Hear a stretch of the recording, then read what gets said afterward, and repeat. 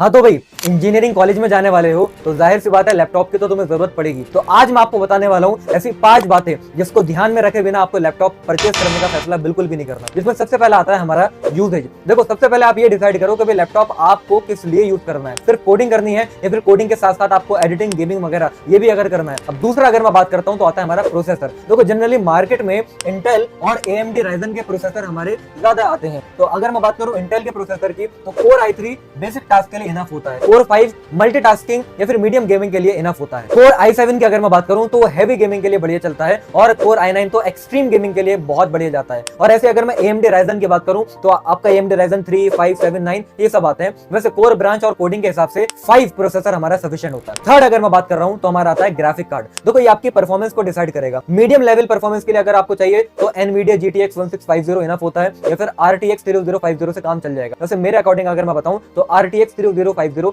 Enough होता है एक कॉलेज वाले बंदे के लिए। अब फोर्थ अगर हम बात करें तो आती है हमारी रैम। देखो, लैपटॉप में एटलीस्ट 8 GB रैम तो होनी चाहिए और 16 GB रैम जो है वो मोर देन सफिशिएंट होती है। फिफ्थ जो हमारा लास्ट और इंपॉर्टेंट पॉइंट है कि आपको HDD यूज करना है या फिर SSD यूज करना है। तो देखो, 2025 में SSD वाले ही लैपटॉप आपको चूज करने चाहिए और 256 GB SSD इनफ होता है। तो इन पांचों रूल को ध्यान में रखते हुए आप किसी भी कंपनी का लैपटॉप सेलेक्ट कर सकते हो। ऐसी और इन्फॉर्मेशन चाहिए तो चैनल को सब्सक्राइब करो और वीडियो को लाइक कर दो।